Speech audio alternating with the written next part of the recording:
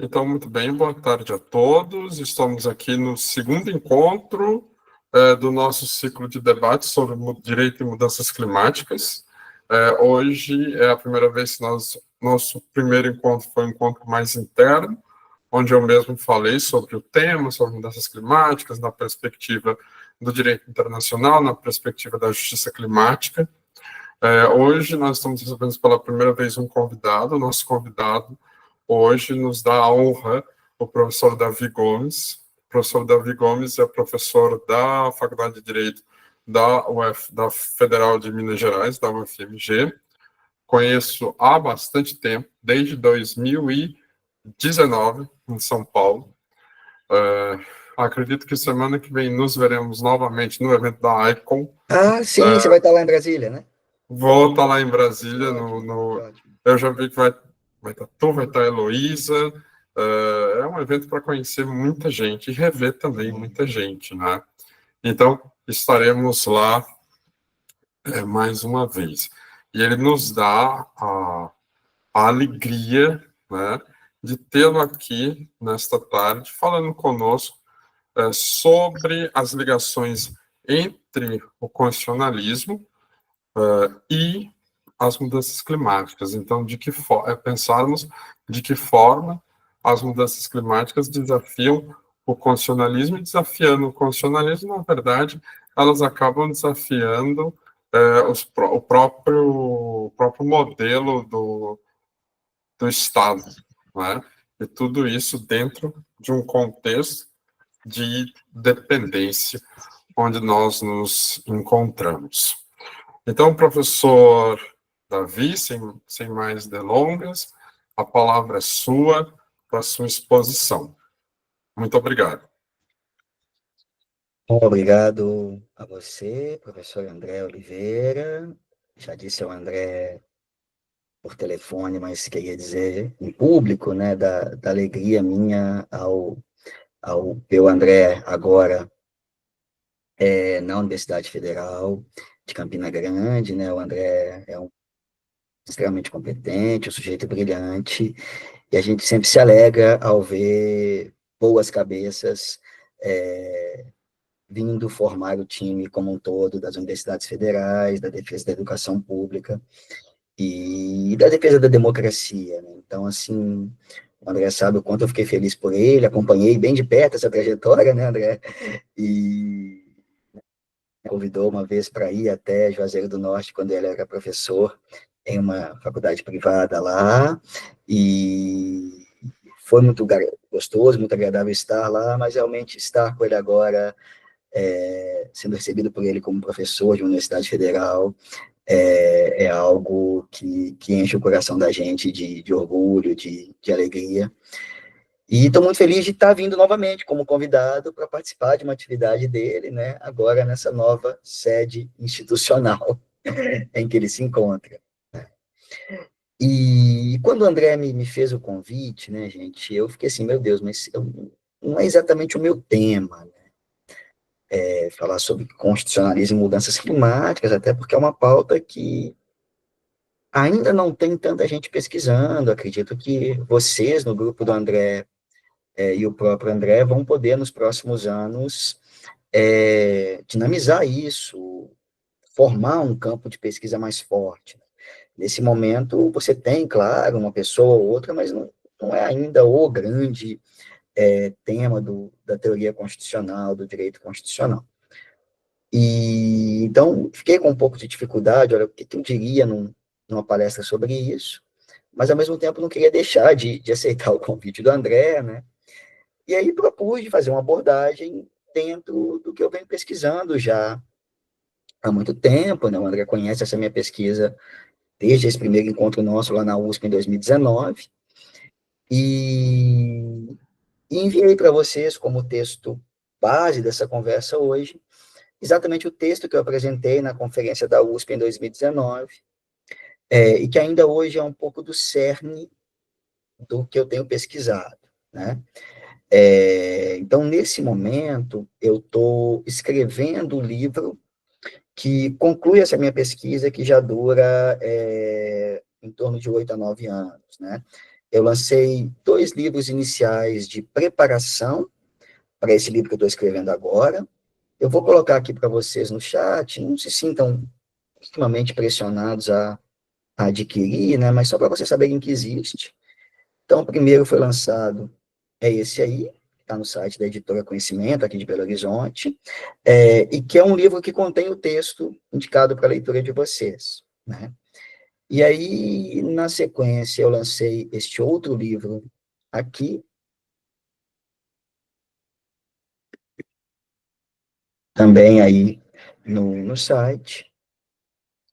E esses 2 livros preparam, né, o próprio título deles é um pouco isso, né, estudos preparatórios, esse livro definitivo, ou seja, que conclui essa pesquisa, que eu estou redigindo desde meados do ano passado, com a previsão de terminar até o final desse ano, no máximo no início do ano que vem. O que eu estou tentando falar com essa pesquisa? O que eu estou tentando chamar a atenção com essa pesquisa?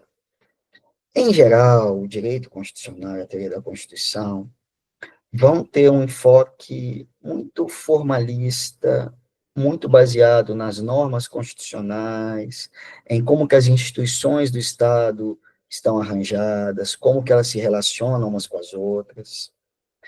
E fica um pouco de lado quais são os outros elementos de uma sociedade que precisam ser levados em consideração quando a gente se propõe a pensar o constitucionalismo, fenômeno constitucional como um todo. E aí, né, já numa fase anterior de pesquisa, durante meu doutorado, a minha preocupação principal foi em mostrar que é impossível compreender o constitucionalismo moderno se a gente não entende o capitalismo moderno. Do ponto de vista histórico, se a gente for olhar historicamente, qual o momento em que está surgindo o constitucionalismo moderno? Entre o final do século XVIII e o início do século XIX. Esse momento histórico também está diretamente conectado ao período em que o capitalismo se consolida como forma de organização da economia. Primeiro na Europa, depois se expandindo o mundo afora. Então, vamos lembrar, né, historicamente vocês sabem, o avanço do capitalismo na Inglaterra, a pressão inglesa pelo fim dos pactos coloniais, a influência disso na independência norte-americana, a influência de tudo isso na Revolução Francesa. Então, historicamente, está tudo muito ligado. As coisas acontecem em uma mesma época. O que eu fui pesquisar na minha tese de doutorado é até que ponto isso é uma mera coincidência histórica. E a minha conclusão é, não é uma mera coincidência histórica. É impossível pensar o que tem sido o capitalismo moderno sem o constitucionalismo moderno. Por um motivo muito simples, né? O capitalismo ele precisa de uma base institucional que assegure a ele um conjunto de coisas. Ele precisa de estabilidade, ele precisa de igualdade formal reconhecida entre as pessoas, de liberdade de contratar entre as pessoas, de propriedade privada assegurada. Então, quando o capitalismo está começando a querer se estabilizar, se consolidar no mundo, o constitucionalismo vai oferecer tudo isso para ele. Vai assegurar a liberdade, vai assegurar a igualdade, vai assegurar a proteção da propriedade. E ainda por cima, vai fazer isso em um grau de estabilização maior, porque as constituições nascem dotadas do atributo da supralegalidade. Então, são documentos normativos que não são mudados o tempo todo. As leis mudam com uma frequência maior. A Constituição é mais estável, mais rígida. Então, desde o início, tudo isso que uma Constituição consegue fazer, né? Assegurar direitos individuais, manter um certo equilíbrio entre os poderes para que isso gere menos instabilidade no dia a dia social, preservar tudo isso com um grau de rigidez maior ao ser uma lei acima das outras leis, tudo isso vai fazer com que o constitucionalismo seja extremamente necessário, extremamente funcional para o capitalismo. Ah, professor, então você está resumindo o constitucionalismo ao capitalismo? Você está dizendo que todo o constitucionalismo moderno é só uma ferramenta do capitalismo? Não. A coisa é sempre mais complexa, né? O que eu vou mostrar esse é um lado da coisa. Mas não dá para negar ao mesmo tempo que liberdade, igualdade, todos esses valores que estão expressos nas normas constitucionais representam também expectativas muito legítimas dos povos. E durante muito tempo, né, essas expectativas normativas, elas vão coincidir com as próprias exigências funcionais do capitalismo. O que eu quero dizer com isso, né? Se nós vamos a um autor como Adam Smith ou John Locke, ele está defendendo as duas coisas ao mesmo tempo. Liberdade, igualdade, ainda que numa acepção muito formal, e avanço do capitalismo. Em John Locke, a mesma coisa. Em Adam Smith. Então, no primeiro momento, essas duas coisas não entram muito em tensão. Os interesses do capitalismo, os imperativos do capitalismo, e essas expectativas normativas de igualdade, liberdade, etc. À medida que o século XIX avança, vai ficando mais claro que essa relação não é pacífica, não é tranquila.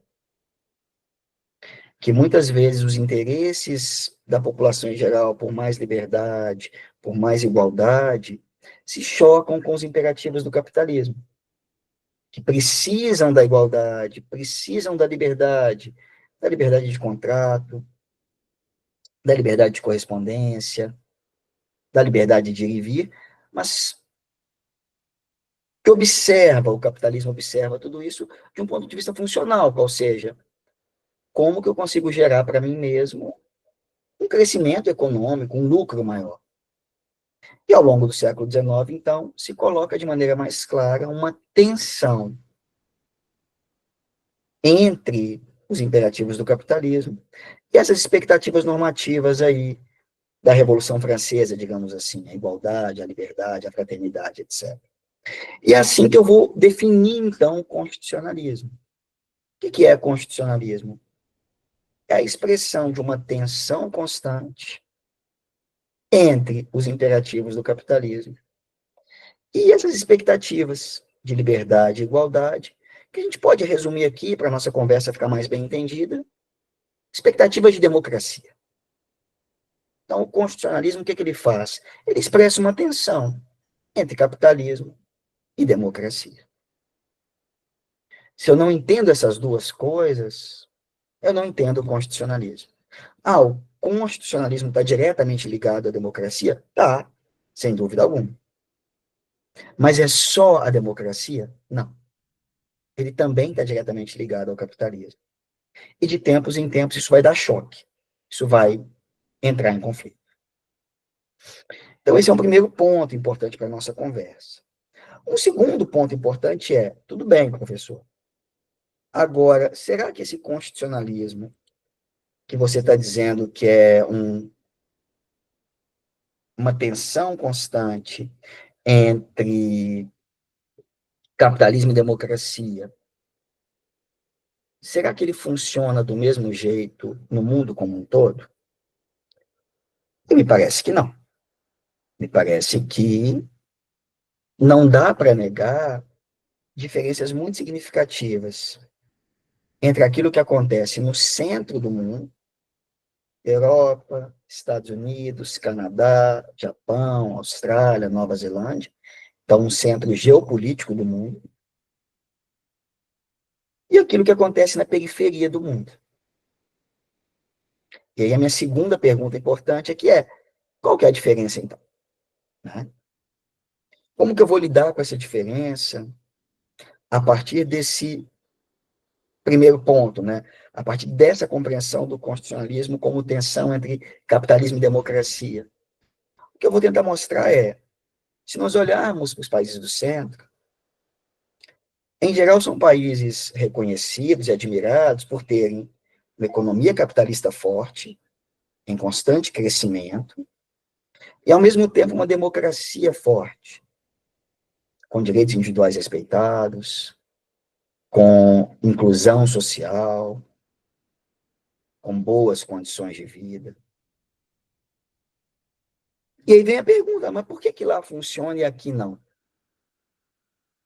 Para mim, a chave da resposta está exatamente na categoria, no conceito de dependência. Então, o que a dependência nos diz, em linhas muito gerais? Dependência é um conceito que vai surgir nas décadas de 60 e 70 na América Latina, para tentar entender, basicamente, por que o desenvolvimento social e econômico não seguiu em frente. Então, vamos lembrar, né, as décadas de 30 e 40 na América Latina, Brasil, Argentina, México, foram décadas desenvolvimentistas. Décadas que apostavam no papel do Estado para fomentar o desenvolvimento social e econômico. No final da década de 50, início da década de 60, esse modelo de desenvolvimento ele começava a entrar em crise. Só seria possível continuar desenvolvendo se fossem promovidas uma série de reformas estruturais. No caso do Brasil, né, as famosas reformas de base, que envolviam coisas estritamente capitalistas. Quando você pega, né, o plano elaborado pela equipe chefiada pelo Celso Furtado, que o André mencionou na nossa conversa aqui, são medidas estritamente capitalistas. Melhorar o sistema financeiro, melhorar as condições do crédito, melhorar, em termos capitalistas, o sistema tributário, modernizar o sistema tributário. E lá no finalzinho, na última página, praticamente, penúltima página, última página, tinha também uma referência a outra medida que é estritamente capitalista, que é a reforma agrária. Por que é a reforma agrária uma medida capitalista? Porque ela distribui propriedade privada de terra. E isso é capitalismo. Então, assim, né, uma grande nação capitalista conseguiu chegar onde chegou sem ter em algum momento realizado algum tipo de reforma agrária, né? Os Estados Unidos só chegaram até onde estão, porque já nasceram fazendo reforma agrária, ao expulsar e matar uma quantidade absurda de índios e ocupar essas terras de maneira muito mais democrática, entre todas as aspas, do que na colonização ibérica, aqui, a parte de baixo da América. E o ponto é, diante dessa necessidade de reformas para continuar com o desenvolvimento, qual vai ser a resposta que nossas elites políticas e econômicas vão dar? Elas vão preferir os golpes de Estado. Então, no momento em que o desenvolvimento precisa, para avançar, de reformas mais profundas na sociedade, ao invés de apoiar essas reformas, as elites políticas e econômicas do continente latino-americano passam a apoiar uma sequência de golpes de Estado, no Brasil, na Argentina, no Uruguai, no Chile, etc., etc. Vocês sabem muito bem tudo isso. E a teoria da dependência vai se perguntar, por que aconteceu assim? E aí, em linhas muito gerais, né, a teoria da dependência é uma teoria muito plural, não existe uma única teoria da dependência, existem várias autoras, vários autores que discutem o que é dependência. Mas o que há de comum entre todas elas e eles? O ponto é o seguinte, sociedades da periferia, mais especificamente na dependência, sociedades da América Latina, têm como uma herança colonial uma estrutura muito desigual. E essa estrutura desigual significa uma parcela muito pequena da população concentrando a maioria esmagadora dos recursos sociais, econômicos e políticos de poder. E ao longo do tempo histórico, mesmo depois da colonização, essas elites locais vão fazer de tudo para manter esse mesmo padrão extremamente desigual de sociedade. E a pergunta é, como manter esse padrão extremamente desigual de sociedade, sendo que é uma parcela muito pequena que detém a maioria absolutamente esmagadora das riquezas nacionais? A resposta seria a dependência. O que é a dependência? Essas elites locais, para preservarem sua condição de elite local, se aliam às elites centrais de maneira subordinada. Então, não é que as elites locais simplesmente recebem passivamente o que as elites centrais querem. Não. As elites locais jogam um jogo ambíguo, um jogo duplo. Aceitam subordinação em relação com as elites centrais, os países centrais, desde que essa subordinação às elites dos países centrais sirvam ao propósito de assegurar aquilo que essas elites locais querem na periferia, que é o quê? Manter sua condição de elite inquestionada e assegurar a mesma estrutura desigual de sociedade. Ainda que para isso seja necessário, com o apoio das elites centrais, promover algum tipo de repressão policial, algum tipo de instabilidade na relação entre os poderes, no limite, algum tipo de golpe de Estado. E aí, né, essa fala está planejada tem muito tempo, eu estou escrevendo sobre isso tem muito tempo, né? Não imaginava que o exemplo do Donald Trump e de parte da elite política brasileira nesse momento viria tão bem a calhar com o que eu estou falando. Vocês estão vendo escancaradamente esse tipo de atuação. Uma elite nacional que, para preservar os seus interesses, não tem nenhum pudor em pedir que um país central intervenha, desestabilize as relações entre os poderes, afete a economia, coloque em risco o emprego de boa parte da população. Para quê? Para que essas elites permaneçam, de certa maneira, intocadas no poder. Né? E como então que eu vou concluir essa parte da dependência? O meu ponto é, realmente, capitalismo, então, e democracia, né, estão em constante tensão, e o constitucionalismo é, numa definição mais abstrata, uma tensão constante entre capitalismo e democracia. Mas quando eu desço um pouquinho o nível de abstração e reconheço que existe um centro, existe uma periferia, eu sou obrigado a reconhecer que há uma diferença. Qual a diferença? No centro, há uma tendência à estabilidade dessa tensão entre capitalismo e democracia. É possível economia capitalista em constante crescimento, inclusão social, democracia política estável, pujante, robusta. Enquanto na periferia eu vou ter uma instabilidade constante nessa relação entre capitalismo e democracia. Direitos individuais são mais desrespeitados, direitos sociais são mais desprotegidos, a relação entre os poderes é mais instável, e de tempos em tempos é sempre possível que haja uma tentativa de golpe de Estado, como no dia 8 de janeiro de 2023, ou um golpe efetivo de Estado nesses países periféricos. Então, existe uma diferença de estabilidade na tensão entre capitalismo e democracia no centro e instabilidade da tensão entre capitalismo e democracia na periferia. Agora, é só uma coincidência, de novo? Para mim, não. Para mim, há uma relação de necessidade entre as duas coisas. O que eu quero dizer com isso? É porque essa tensão se mantém estável no centro que ela se mantém estável na periferia.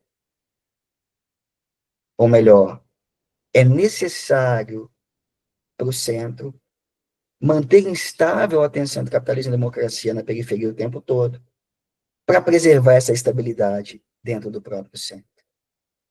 Então vamos lá, né? O que o Trump está fazendo no mundo todo é provocar uma série de tensões sociais em distintos países para assegurar uma tensão menor dentro dos próprios Estados Unidos. É esse o programa americano em primeiro lugar.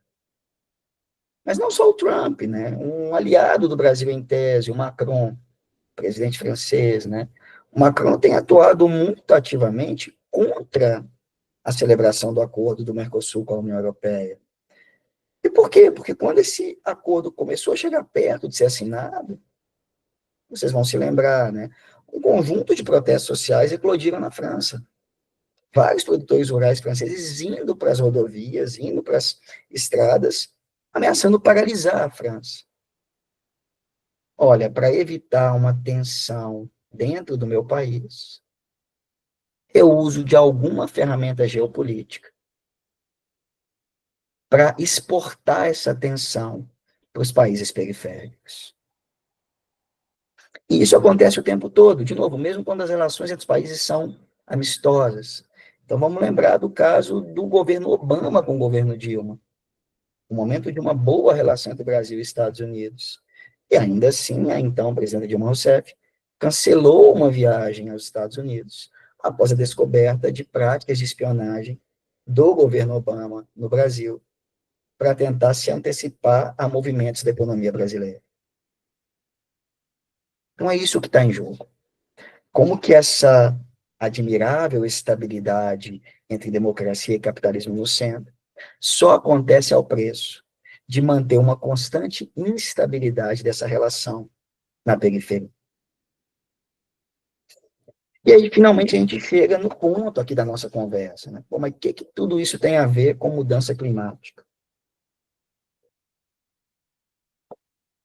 Para mim, o primeiro ponto seria entender que mudança climática é um assunto global e que, portanto, ela vai afetar de maneira diferente países que estão em diferentes posições geopolíticas no mundo. O segundo ponto é entender que mudanças climáticas têm uma dimensão econômica muito direta, em vários sentidos possíveis. O sentido mais óbvio é pedir para desacelerar o consumo de combustíveis fósseis afeta hoje muito a economia capitalista. Mas é só isso? Não, é muito mais complexo de novo. Não é só isso, é muito mais complexo. Por outro lado, né, tem uma série de pesquisas econômicas hoje, industriais, que tentam sair ganhando na corrida da transição energética, ou seja, a mudança climática também fomenta uma concorrência dentro do capitalismo para ver quem vai responder, em termos capitalistas, melhor à necessidade das mudanças climáticas. Desenvolvimento de carros elétricos, o desenvolvimento de materiais reciclados novos, ferramentas de dessalinização de água, etc, etc, etc. E tudo isso afeta muito diretamente as decisões que os países vão tomando em termos de política interna e política externa, todos os dias, durante o mandato de um presidente ou de um primeiro-ministro. Então, se nós não entendemos essa dimensão econômica e geopolítica das mudanças climáticas, me parece muito difícil entender a relação entre mudanças climáticas e constitucionalismo. Agora, em termos mais concretos, do que é que a gente está falando, né? Bom, a gente está acompanhando um absurdo no Congresso Nacional da aprovação do chamado PL da devastação. Acredito que vocês tenham tomado contato com isso, né? Uma flexibilização excessiva e altamente perigosa das possibilidades de exploração de terras em geral no Brasil. De florestas, de áreas de mineração, etc, etc. Isso não está descolado da pergunta pela mudança climática. Isso não está descolado do que eu dizia um pouco antes, né? Que tipo de interesse está pressionando pela aprovação de uma medida como essa dentro do país? A quem serve flexibilizar aqui as regras, por exemplo, que podem culminar num acidente de mineração, para que uma empresa alemã possa vir explorar aqui sem tanto custo para se adequar às regras de proteção, sendo que ela jamais poderia atuar dessa mesma maneira em próprio solo alemão. Quem é que ganha quando esse tipo de autorização é dada? Então, a primeira pergunta é como que o Congresso Nacional e o Poder Executivo respondem a essa pressão nesse jogo ambíguo? Se relacionar com elites centrais para preservar aqui dentro o seu papel de uma elite inquestionável. Quem financia as campanhas? Quem faz lobby no Congresso? Quem promove jantares luxuosos com chefes renomados que servem ouro polvilhando na carne para que essas pessoas se conheçam e conversem entre si? Em algum momento, isso vai chegar também no Supremo Tribunal Federal.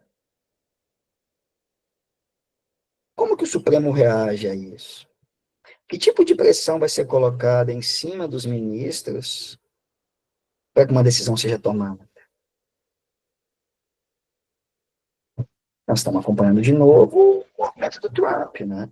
Quais ministros ele passa a impedir que entrem nos Estados Unidos e quais ministros ele não passa a impedir? De novo, a vantagem do Trump é ele escancara um tipo de prática que é corriqueiro, que acontece o tempo todo. Que tipo de pressão virá sobre os ministros do Supremo Tribunal Federal quando tiverem que se pronunciar, por exemplo, sobre a constitucionalidade ou não de uma lei, se vier a ser promulgada como lei, né, seja via sanção presidencial, seja via derrubada do veto pelo Congresso Nacional?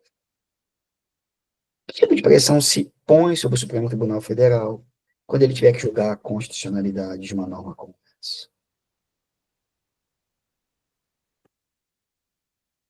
A quem interessa o quê?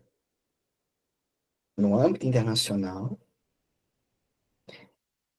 E como isso se relaciona com o âmbito interno, em que a pergunta se repete: a quem interessa o quê no âmbito interno? Que interesse pessoas que passam a maior parte do tempo, pelo menos uma boa parte do ano, na Europa ou nos Estados Unidos vão ter em evitar a devastação ambiental nos países da periferia? Se eu passo minhas férias em Miami, eu não estou tão preocupado com o que vai acontecer com as praias brasileiras. Se todo mês de julho eu prefiro o verão europeu, eu não estou preocupado se vai esquentar muito no interior do Brasil. E tudo isso impacta diretamente as medidas que serão tomadas dentro do Brasil, em termos de produção legislativa, em termos de política pública e em termos de decisão constitucional. Então, dentro desse arcabouço teórico mais amplo que eu estou procurando desenvolver, pensar a relação entre constitucionalismo e mudança climática exigiria isso. Situar essa relação no horizonte mais amplo do que é o constitucionalismo moderno, tensão constante entre capitalismo e democracia, no horizonte um pouquinho mais específico do que é a diferença nessa relação entre o centro e a periferia, tendência à estabilidade lá, tendência à instabilidade aqui, e, finalmente, situar essa relação no âmbito ainda mais específico de como que essa tendência à instabilidade entre capitalismo e democracia tende a se manifestar uma vez mais nos próximos anos na periferia, em torno do problema da mudança climática. Que tipo de atropelamento o capitalismo vai fazer por aqui, apesar dos apelos democráticos?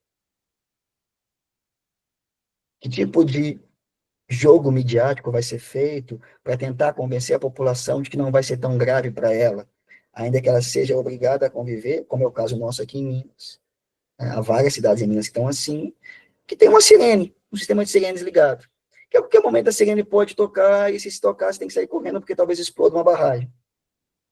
E você não sabe quando ela vai tocar e quando ela não vai tocar. E de vez em quando, como tentam gastar o mínimo possível com esses equipamentos, ela toca por engano, a cidade toda entra em desespero e descobre depois que é um alarme falso, que não tem barragem explodindo ainda. Né? Então, assim, que tipo de jogo midiático vai ser feito para tentar convencer que isso não é tão grave? Que tipo de discurso de representantes políticos vai ser feito para tentar mostrar que não vai ter um impacto populacional tão grande? Quem são as pessoas que falarão esses discursos, que tentarão convencer quanto a isso? Onde essas pessoas vivem, onde elas passam o tempo delas, com quais grupos sociais e econômicos elas se relacionam, como que isso vai chegar no Congresso, quem serão os grupos e os representantes de grupos que estarão ajudando a formular as políticas públicas, o que significa o ataque covarde sofrido pela ministra Marina Silva no Congresso Nacional. Discutir é normal, e às vezes a gente sobe o tom mesmo na discussão, isso vale para a direita e para a esquerda, mas tem um limite aí, daquela educação que vem de casa, sabe? Que é feio quando é ultrapassado. E isso aconteceu várias vezes com ela nesses últimos 1 ano e meio. E, finalmente, né, os constitucionalistas gostam mais de pensar a decisão da Corte Suprema, né? Como que tudo isso vai chegar como pressão do Supremo Tribunal Federal? Quais autores o Supremo vai citar ao tomar decisões? Vão se apoiar em estudos que dizem, olha, está praticamente impossível reverter a mudança climática, aquele limite ali de 2 graus de temperatura parece que já foi ultrapassado, é para ontem fazer alguma coisa? Ou vai se apoiar em outros autores e diz, não, não é tão grave assim, o planeta se adapta, dá um jeito, estamos exagerando.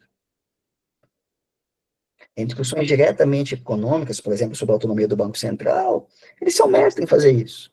Eles vão a autores muito específicos que apoiam o que eles já querem decidir. O Barroso é mestre nisso.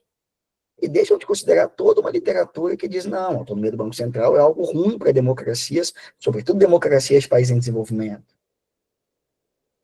Qual vai ser o movimento que vai ser feito em relação às mudanças climáticas? Que autoras e autores vão ser citados? Quem serão os grupos que serão aceitos como amigos curiae na corte? Quem vai participar das audiências públicas? Quais grupos de poder pressionarão, farão lobby no Supremo? Com quem os ministros estarão se relacionando no dia a dia da corte e para além do âmbito da corte? Qual que vai ser o grau possível de autonomia ao tomar uma decisão?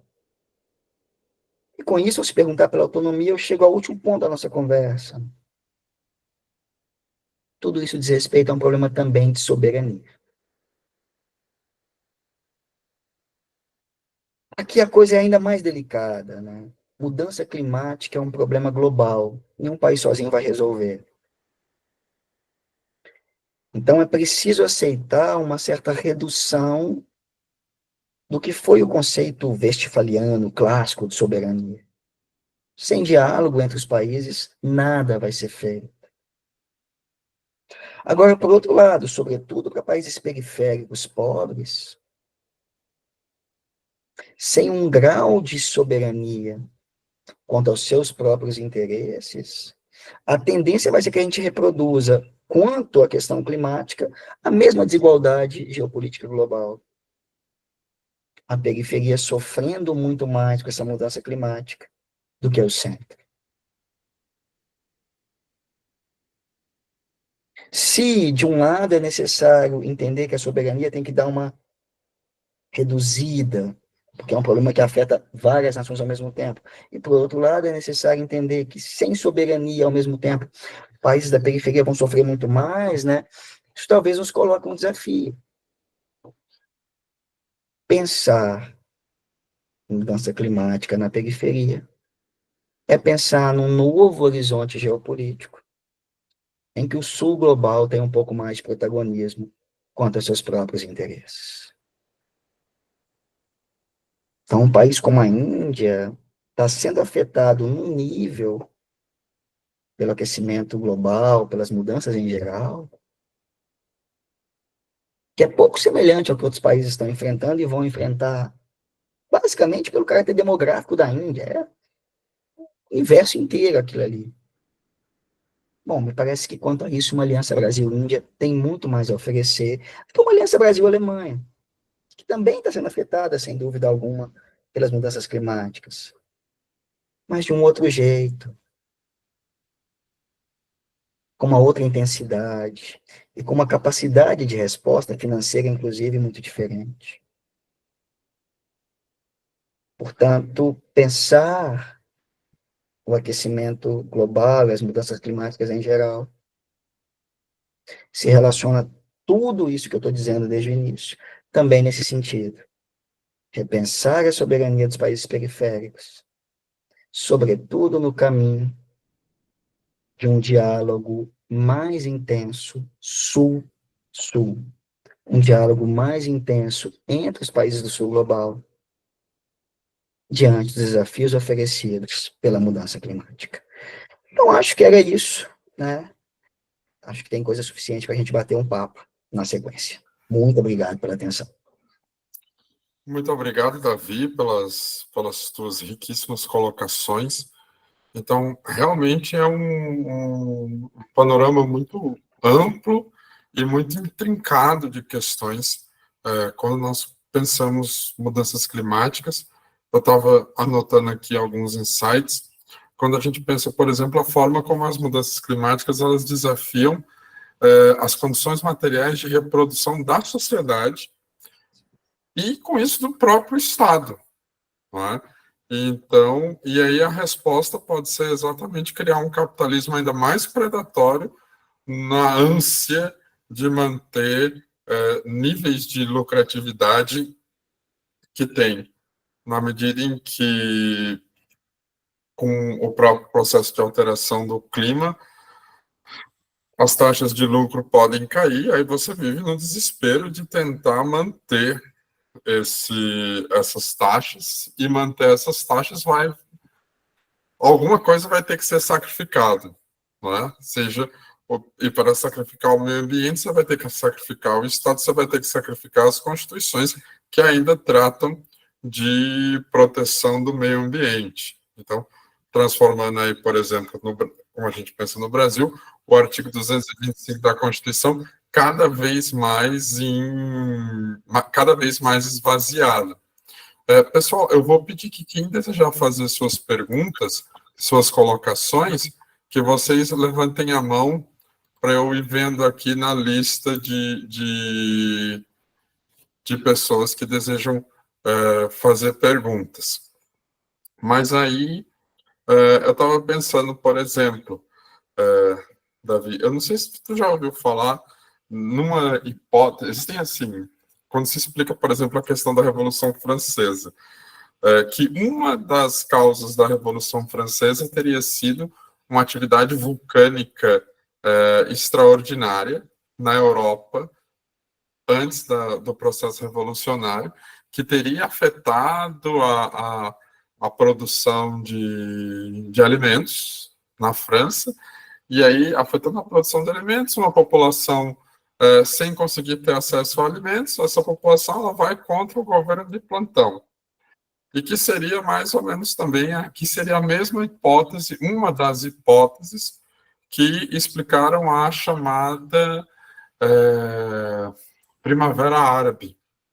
Então, a Primavera Árabe, aí esses meus alunos, todos nascidos agora, Davi, depois dos anos 2000, todos nascidos em 2000, de 2005 para cá, 2005, 2007, eles não sabem nada. Eu brinco com eles, vocês, né? A Primavera Árabe foi um movimento 2010, 2012, com a queda de vários ditadores da região da África do Norte. Então, Bashar al-Assad, Muammar Gaddafi, entre outros. E a queda desses ditadores, ao tempo, foi dito muito, não, que era por causa da influência das redes sociais, do Twitter, etc, etc.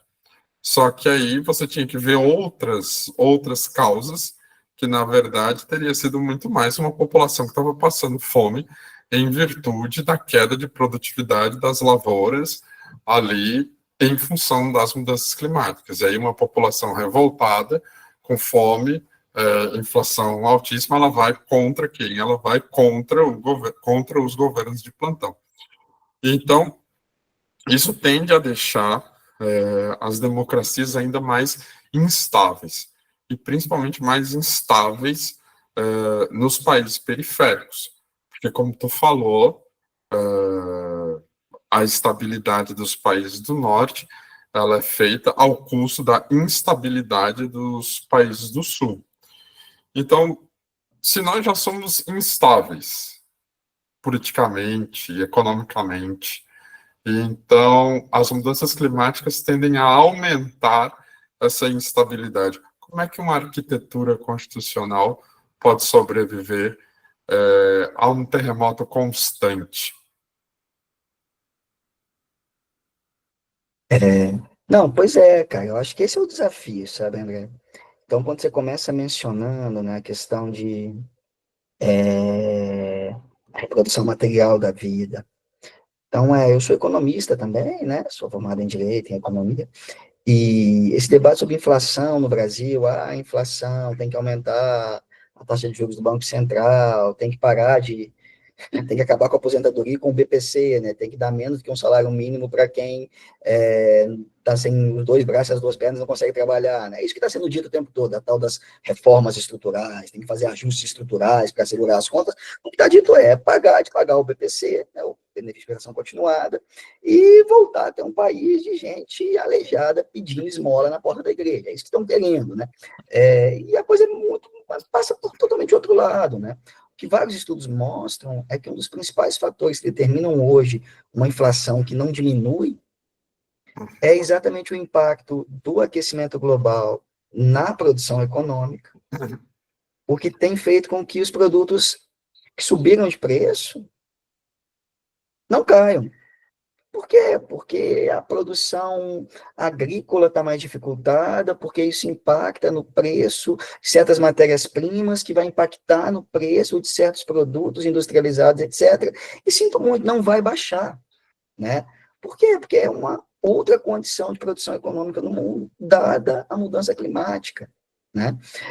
Então, um fator muito forte hoje para a inflação como um todo no mundo é o aquecimento global, né? Então, realmente, tudo isso está muito implicado.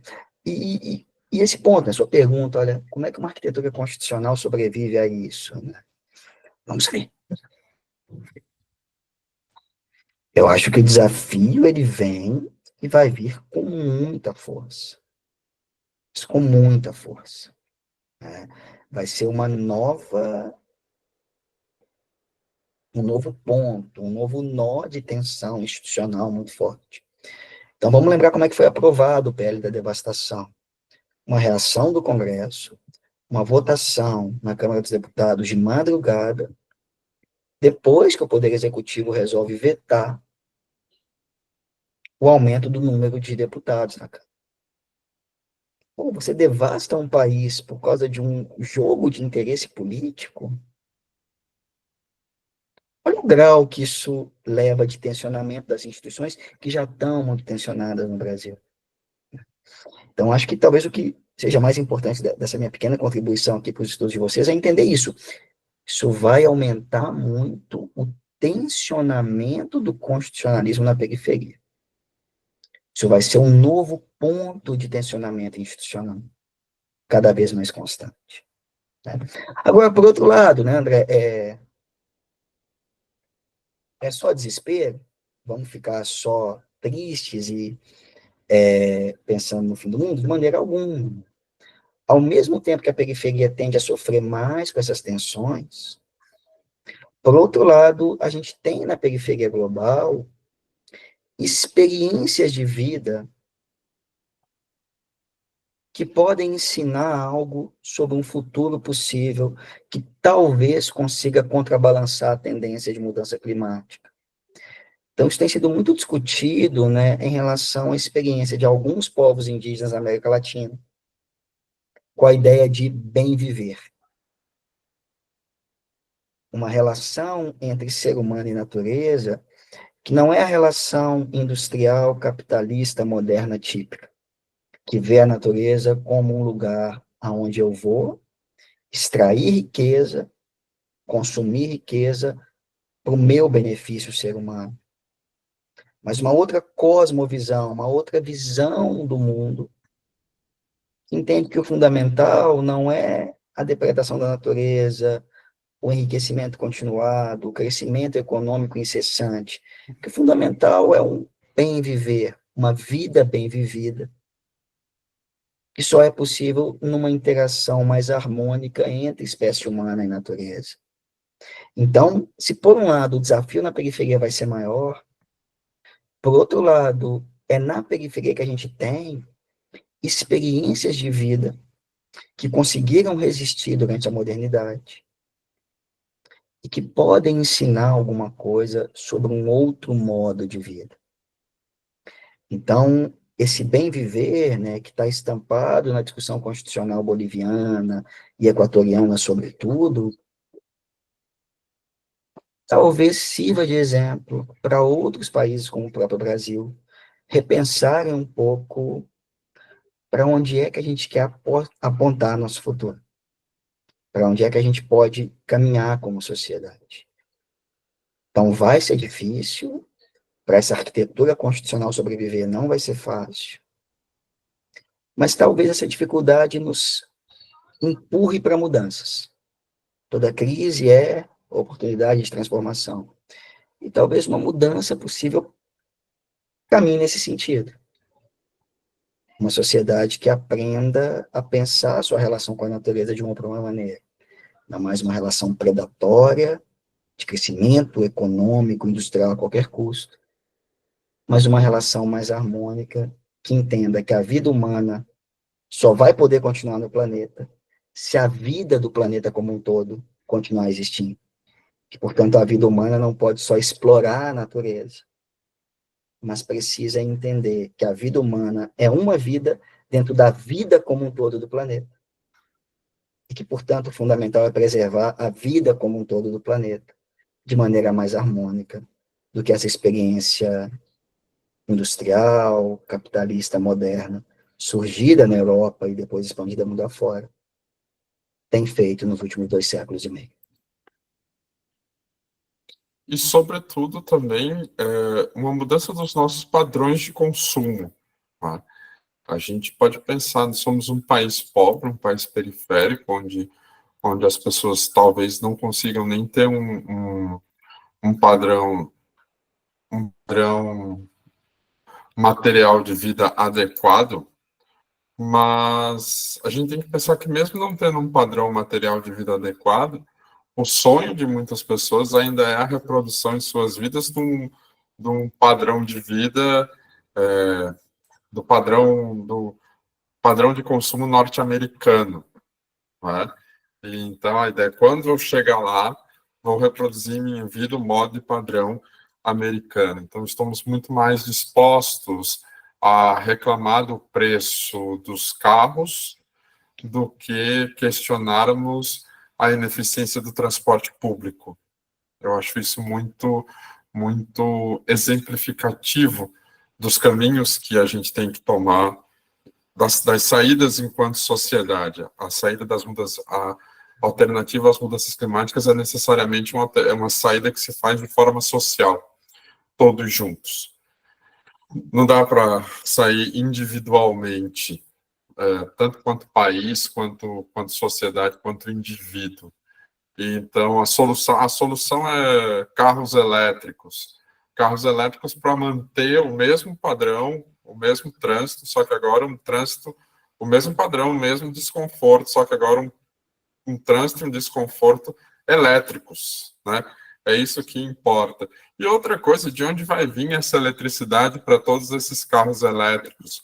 Aqui na Paraíba você tem um problema relacionado a usinas de energia eólica aqui na subida do Planalto da Borborema, vindo do Sertão, que tem todo um conjunto, grandes impactos ambientais.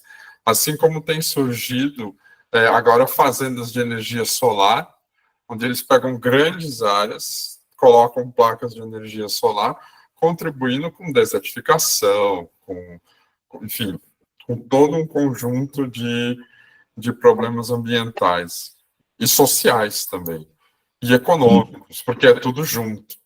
Então, é um exemplo do que tem acontecido. Vamos ouvir o Iraquitã. Iraquitã, por favor, a palavra está contigo. Olá, boa tarde a todos, boa tarde a todas.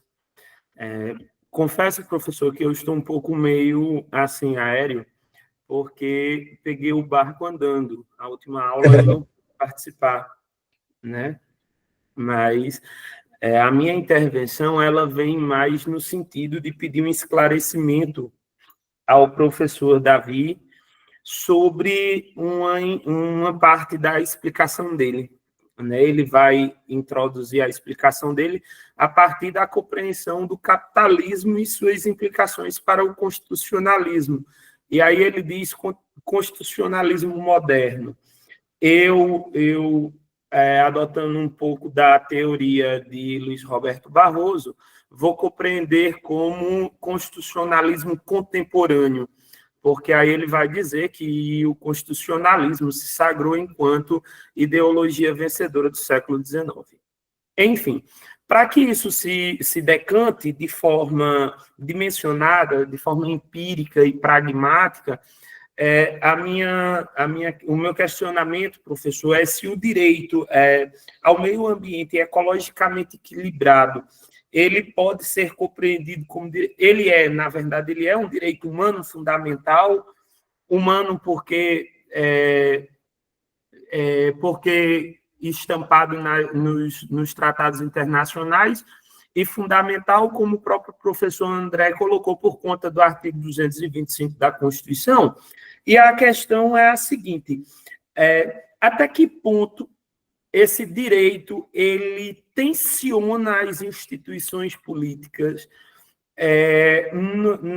no cumprimento das decisões das cortes internacionais? Porque a pergunta ela parte do princípio de que a jurisdição constitucional brasileira ela não tem dado a devida importância ou não tem tido o diálogo necessário com as decisões, em especial, é claro, da Corte Internacional de Direitos Humanos, em se tratando da concretização desse direito. Muito bem colocadas as problemáticas, tanto por parte do professor André, como do próprio professor Davi. O professor Davi colocando ali do ponto de vista econômico, político e econômico, e o professor André colocando do ponto de vista, a meu ver, mais dos direitos humanos fundamentais. E eu vejo, então, uma carência da jurisdição constitucional, da Corte Constitucional Brasileira, em dialogar com a Corte Internacional de Direitos Humanos para a efetivação desse direito enquanto instituição que se decanta no constitucionalismo contemporâneo, em especial a Carta Constitucional de 1988. Uhum. Perfeito, Yakitan. Acho que não tem muita coisa a acrescentar à sua fala, não, sabe?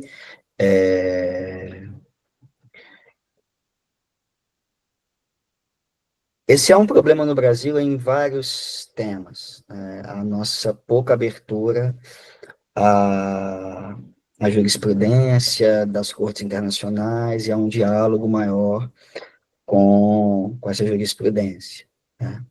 E certamente esse problema que estrutural no Brasil, ele também vai se manifestar aqui, né, no que diz respeito aos direitos ligados à mudança climática, né. Então, eu concordo com você, acho que essa leitura dogmática não tem nada a acrescentar, né, é um direito humano fundamental, dogmaticamente precisa ser sustentado dessa maneira, do ponto de vista da dogmática jurídico-constitucional. E sim, o nosso Supremo Tribunal Federal, o nosso Poder Judiciário como um todo, estaria melhor se abrisse um pouco mais as decisões que vêm sendo tomadas contra esses assuntos em âmbito internacional. Tá? Um tipo de comparação que pode ser interessante a se fazer quanto a isso é com o direito constitucional chileno. O Chile tem uma tradição muito mais forte do que a nossa, de se abrir à jurisprudência da Corte Interamericana de Direitos Humanos, por exemplo. Né? Então, acho que esse é um campo interessantíssimo de pesquisa, como que o Brasil ainda está pouco aberto, e como que eu não preciso ir muito longe para ver outros modelos, outros arranjos possíveis de diálogo entre cortes. Né? Um país muito próximo a nós, com quem nós temos muita relação, é o Chile, e no Chile isso está muito mais avançado, né? Ao mesmo tempo, eu convidaria sempre a, né, acho que, como teórico da Constituição e como sociólogo da Constituição, sempre convido a ver as coisas nos seus muitos matizes, né, na sua complexidade toda. Isso no Chile acontece porque o poder judiciário chileno tem uma tradição muito mais débil do que o nosso, em razão do que foi feito lá na ditadura do Pinochet. Então, é preciso conseguir lidar com isso. Né? Nós temos uma coisa que é ruim, uma corte constitucional que dialoga muito pouco com as cortes internacionais. Isso. Mas não vamos jogar o bebê fora junto com a água da banheira, porque isso, em parte, acontece porque nós temos uma instituição jurídico-constitucional, o Supremo Tribunal Federal, que é mais forte, é mais robusto do que instituições similares em outros países. E aí volta o problema, né? Como integrar isso? Como pensar uma corte que não abre mão do seu exercício de guarda da Constituição de um país soberano, mas que, ao mesmo tempo, se abre, a partir daí, a um diálogo mais intenso com o que outras cortes estão dizendo. Acho que a obra teórica do professor Marcelo Neves quanto a isso, né, os debates dele em torno do transconstitucionalismo, podem ser um caminho também muito frutífero. Então, eu veria só isso a dizer, né, 2 caminhos frutíferos para pesquisas. Uma pesquisa comparativa Brasil-Chile, uma pesquisa teórica, né? O que isso tem a ver com uma ideia de transconstitucionalismo, de um constitucionalismo que transiciona entre ordens constitucionais distintas. Professor, aí, se eu tiver mais um minutinho, só para... Claro. Porque quando o senhor falou de Marcelo Neves, aí eu me lembrei da questão da Constituição Simbólica, em 1994. Mas aí, fazendo um resgate ao que o senhor colocou sobre a questão da cultura constitucional chilena em comparação à cultura constitucional brasileira e as suas diversas matizes. Do ponto de vista, e aí lembrando que o senhor falou que é também formado em economia, correto? Sim. Pronto. Então, do ponto de vista do novo institucionalismo de Mark e Olsen, junto com Douglas North, nós temos, então, que as regras do jogo se decantam em instituições formais e informais, né? Os players ali dentro do que a gente vai chamar de arena de diálogo constitucional. Aí eu lhe pergunto o seguinte, para que eu, metodologicamente falando, para a pesquisa de direito constitucional comparado em relação Brasil-Chile, certo? Seria possível, então, do ponto de vista metodológico, compreender a democracia enquanto instituição para que eu pudesse colocar, fazer ali uma abordagem de jurisdição constitucional comparada, democracia enquanto instituição, e aí democracia do ponto de vista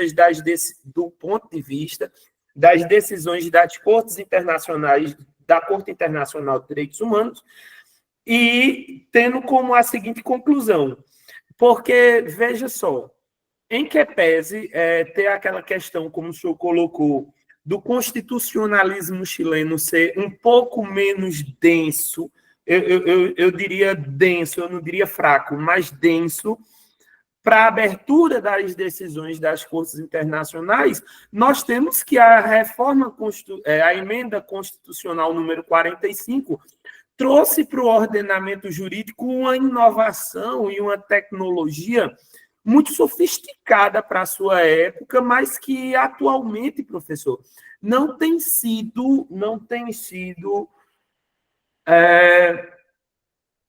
eu não estou achando a palavra certa, mas, por exemplo, eu acredito que não tem sido instrumentalizada da forma correta, porque eu não vejo, partindo, é claro, do texto de Marcelo Neves, eu não vejo excludência entre as decisões da Corte Internacional de Direitos Humanos, em especial o direito humano ao meio ambiente ecologicamente equilibrado, e a Constituição de 1988. O que levaríamos, então, a entender que há pouca força política das instituições democráticas brasileiras de efetivação dessa abertura da emenda constitucional número 45. É a minha última intervenção.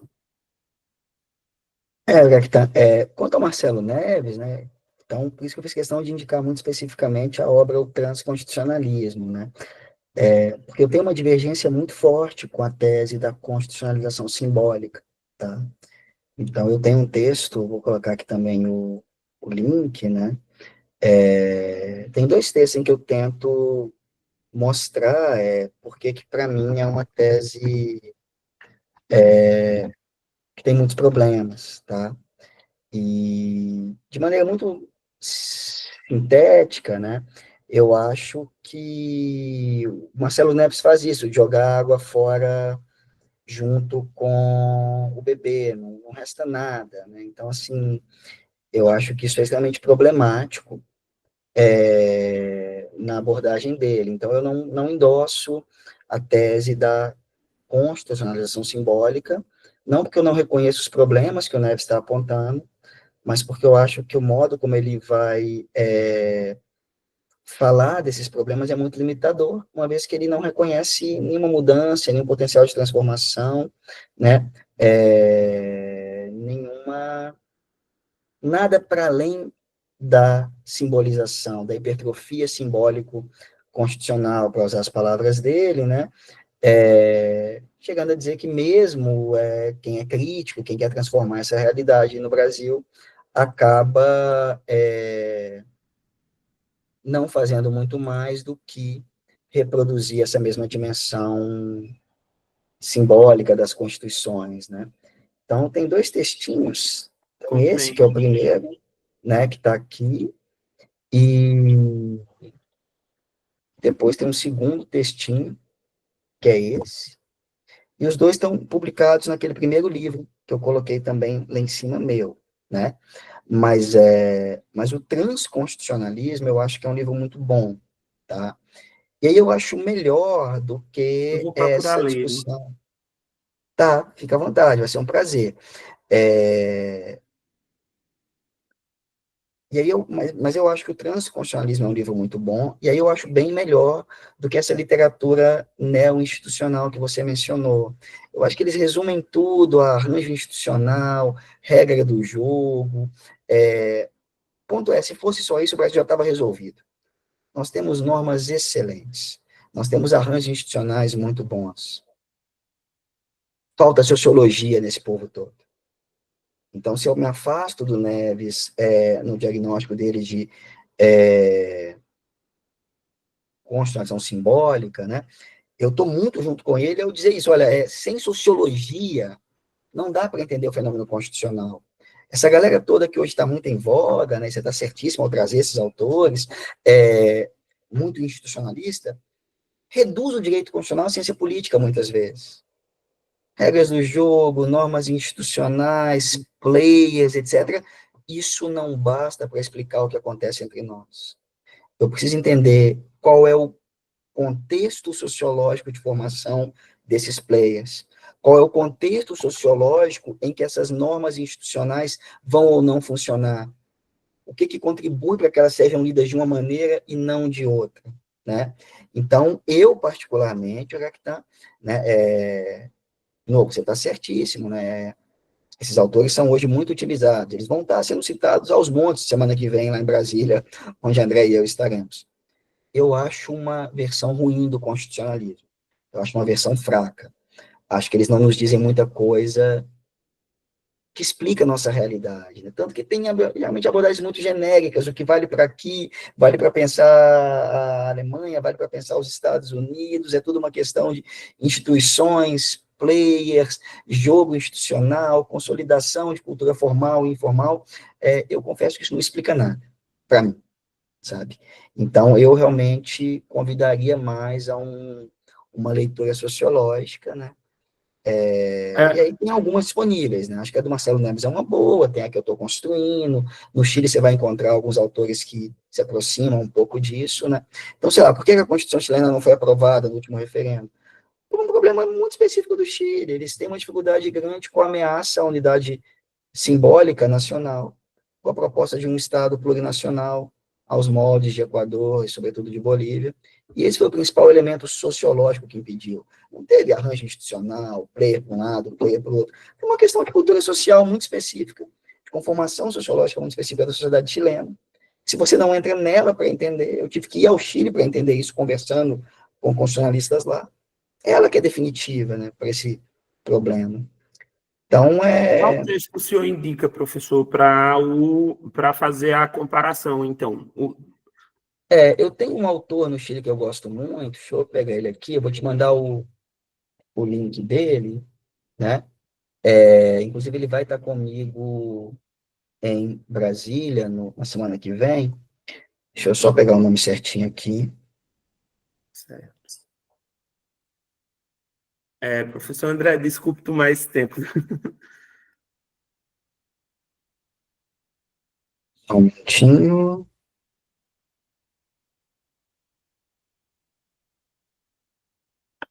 Jorge Foundes, mais um minuto.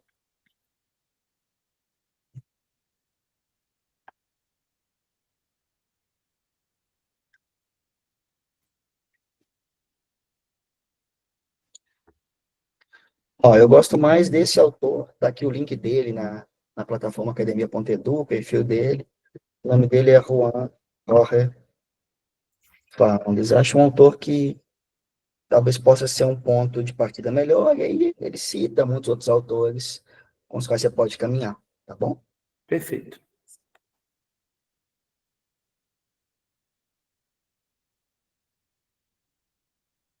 Muito bem, muito obrigado, o Iraquitã.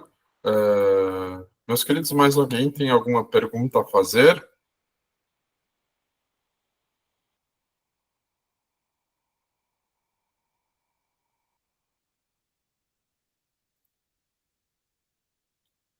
Não mais? Então, ok.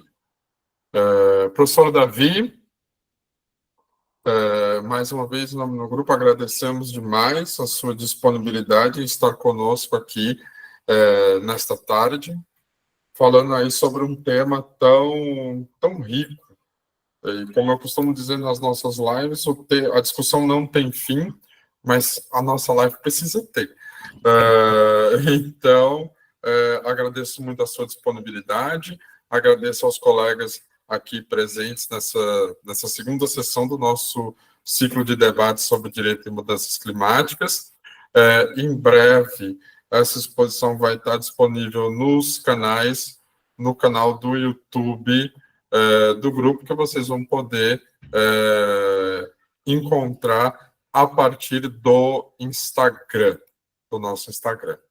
Tá certo, então, pessoal? Então, a todos uma boa tarde e até o nosso próximo encontro. Professor Davi, muito obrigado. Se o senhor quiser deixar uma palavra de finalização, deixar os seus arrobas aí disponíveis É para os verdade, alunos. né?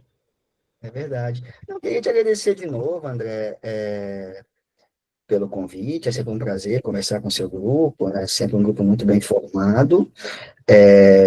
Desejar vida longa e muito, muito sucesso para vocês. E aí, né, quem quiser me acompanhar, tem um Instagram que é basicamente profissional. Toda atividade acadêmica que acontece, eu sempre posto lá. Para quem prefere o Facebook, tem ele também, que é esse aqui. Cadê? E todos os meus textos, eles estão publicados também nessa plataforma, que eu sempre recomendo muito que as pessoas usem, né? Tem muita coisa boa e gratuita lá, né? E que é a Academia.edu. Então, aqui está o link também do meu perfil na Academia.edu, e todos os meus textos estão publicados lá. Tá certo. Sofia, Oi, boa tarde. Desculpa, antes de encerrar, Davi, é que que a minha internet tinha travado, eu não respondi quando Aham, você perguntou se tinha alguma dúvida. Você aham, falou sobre o constitucional tá o constitucionalismo está diretamente ligado ao capitalismo, né? E aí você falou sobre a tensão entre a democracia e o capitalismo. Aí eu isso. queria saber se assim teria uma forma da gente estabilizar meio que um equilíbrio entre a democracia e o capitalismo. Não sei se deu para entender muito bem. Aham, Eu aham. separei aqui, mas foi na correria, na hora que você estava falando. Sofia, eu faço parte dos autores que acredita que não, que entende que o capitalismo ele é um sistema econômico internamente contraditório, que nos deu muita coisa. Então não é uma crítica rasa, é, ao capitalismo, tem que acabar, não serviu para nada. Não, o capitalismo produziu muita coisa, ele nos levou como humanidade aonde nós nunca havíamos chegado antes, né? Então, sei lá, Covid-19, desenvolver uma vacina da relevância que ela teve em menos de um ano é algo inimaginável sem o avanço das tecnologias permitido pelo capitalismo. Mas ele é internamente contraditório, ele não consegue se estabilizar sem crise, sem desigualdade, essa coisa toda, né? Então, acho que não dá para ter um capitalismo estabilizado com a democracia no médio e no longo prazo. Quer dizer que eu estou defendendo, então, professor, vai para Cuba, está defendendo aqui a União Soviética e tal? Não, né? Um dos problemas desse debate é que ele ficou muito pouco inteligente, porque sempre que você critica o capitalismo, metade vai achar que você está falando, então, isso mesmo, tem que ter o regime soviético, e a metade vai te criticar porque acha que você está falando isso, né?